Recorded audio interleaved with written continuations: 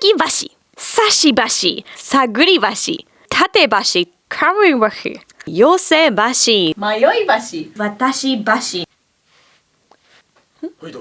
Oh, hi. Hey guys and girls on Ask Japanese, it's Cathy Cat. This time we're going to film from inside our office to bring you 10 Japanese must-know chopstick manners. You need to know these when you come to Japan or if you just love Japanese food. So let's go.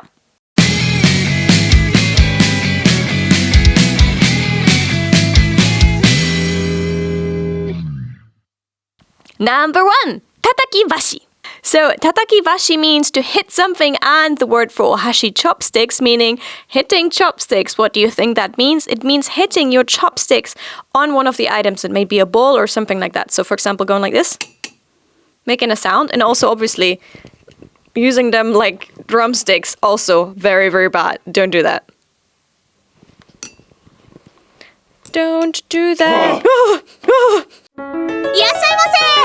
Number 2, sashi-bashi. Sasu means to stab something, and this is an error that many new users of chopsticks do. Everyone's guilty of that, and that's to stab items and eat it like a fork.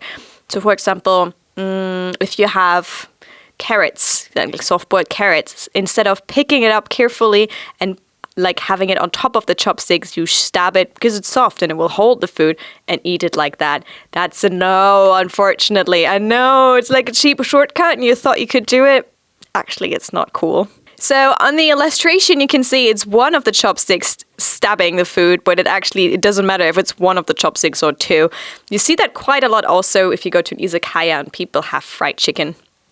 Don't do it. Number 3 is again sashi-bashi, but in a different meaning, and not in the meaning to stab, but to point at someone. So what you shouldn't be doing, like I'm doing it with Mr. Fish, going like, you, blah, blah, blah. So don't use your chopsticks as like an extension of a teacher's like school stick in the old days. Don't do that. You don't point with your chopstick at people. Number 4, saguri-bashi. Now, for example, if you have a bowl of some tasty things in front of you, maybe a soup with different ingredients, what you're not supposed to do is search for an ingredient, meaning inside of your soup, you scoop other things to the side, move things around, pick the one item you want, and you pull it out. You're actually not supposed to do that. I know you want to pick that tasty piece of meat out of there, or maybe that one piece of avocado, if it's in your salad, but, you know, that one item, you're searching for that one, but you shouldn't actually do that. You should just eat it until you reach that little item that you wanted. I've done it. Oops. Number 5 is tatebashi.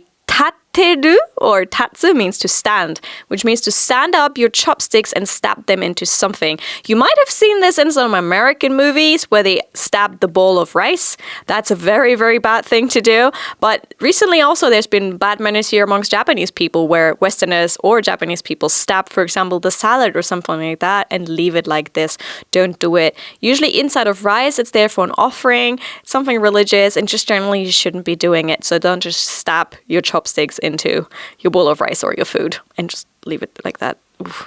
Oh, another reason why it's like this, it's also been said that if you stab it like this into rice or similar things, it will remind people of stabbing incense into sand, which is usually used for, you know, again, religious things or maybe even for funerals.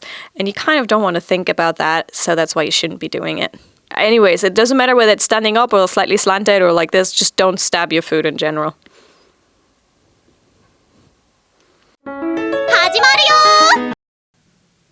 Huh. Okay. Who are you? Kakikako. Number 6. Kamibashi. Kamibashi means when you bite on your hashi, like I did just now. I haven't done that before, but you're not supposed to do that either way. I think it's just like really polite, and like you just saw it, I looked a little bit like an idiot there. So don't do it.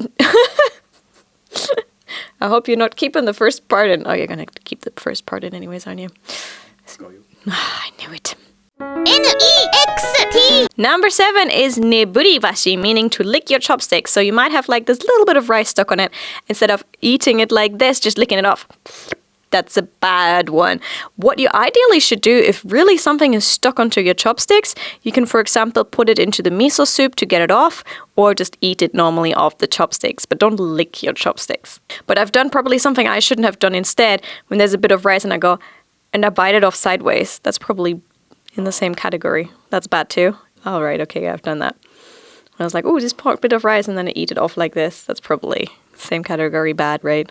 Let's eat it in a more beautiful way. The same thing counts for forks, I guess, guys. Let me know in the comments down below how strict that is in your country. Number 8, watashi bashi. Now this is a little bit similar to fork and knife. You know how you put fork and knife together and put it on your plate to signalize the waiter that you're done eating. Same thing in Japan. Do not put your chopsticks together and on top of your bowl or at the corner of your plate, because it signals that I'm done eating. Instead, there is usually an hashi okuba, which is like sometimes it's a little stone. Sometimes it's a little thing that you just put the chopsticks down upon like this. And that's the thing that you want to put your chopsticks on in case you want to keep eating, but you just want to have a quick break. Might be to have a drink or to say something or listen to something. And then again, you pick it up properly and then you continue eating. So I actually heard you're supposed to pick it up like this. So if this is lying on the floor, you pick it up with one, hold it like this, hold it like that, slide it down and pick it up like this. So left hand, right hand, slide up and down like this, and that's how you're supposed to pick it back up. I hope I could demonstrate that. I wish I had a table. Number 9, yose bashi. That is when you use your chopsticks to pull something towards you. Maybe a dish or like a bowl or similar. So grabbing something and pulling it towards you, that's a big no. Move the item with your hands. Don't do this. Don't use the chopstick as an extension to shift items around the table. Nope. Yeah! Number 10, mayoi bashi. Mayo is like if you get lost or if you can't decide. And it's the same thing if I'm like, do I eat pom-pom pudding, the mouse, or the salmon? That kind of pointing and not knowing which dish to eat first is a no-go. Now, why this one is mentioned, or need to mention that to you, you usually have loads and loads and loads of different dishes in Japanese food, unless you're just going for ramen or curry. So there will be maybe 3 to 4 to 5 different plates in front of you, and it makes it sometimes really hard to choose which one you should go for. So I have done this before by accident when I go like, oh, I want this, I want to eat that one first, but then the salad over here is really good. And these decisions, do not do them with your hand. Do those choices in your head before you actually go straight for something. So don't go straight. Okay, I'm going to eat that one first, eat it, and then pick the next item, eat it. So don't get lost and don't search with your chopsticks on the different types of plate. Oh, and the director just mentioned, so for example, if you have a big plate with different types of sashimi or different types of something on it, don't do the same thing on that plate. Like if, for example, these two things are on the same plate, don't go like, which one of those am I going to pick first? This one looks good, but this is kind of shiny. Don't do that. Go again. Even if it's on the same plate, don't have your chopsticks wander around aimlessly. Okay, number 11 is watashi bashi. Now this is something that Japanese people never do, but sometimes foreigners do if they don't know about this. To be honest, it freaks me out so much. I asked the director that we don't do an example with this one. I'm just going to explain it to you. If you have something tasty on your plate and you want to reach it over to someone else on the table, what you never ever should do is also receive it with your chopsticks. If you want to give someone something, put it on their plate. Put it on your plate. Let them pick it themselves or put it on their plate, but never, never, ever pass something from chopstick to chopstick. The reason for that is many people in Japan get cremated, and what the priest will do then in the end, they will put the bones into the urn, but they pass it to members of the family by things that look like chopsticks. So in a way, it's passing it from chopstick to chopsticks, and it just reminds people of that, and I just find this really morbid, and that's why I'm really, really careful with that one. It freaks me out. So never, ever, ever pass anything from chopstick to chopsticks. It's just like, ooh. Those were 10. Well, actually, if you count 11 ways in which you should not use your chopsticks. I got a fish on my head, don't I? Anyways, oh, okay, on that note, don't do these things. This is a really vital part of Japanese manner and eating Japanese food, being around Japanese people, or eating here in Japan. I hope you learned something from this. Work on your chopstick skills so you don't have to actually push your chopsticks into food. Don't stab your chopsticks into stuff. And I hope you learned something. Let us know which of these ones you did not know and which ones you knew about in the comments down below. Looking forward to reading your comments.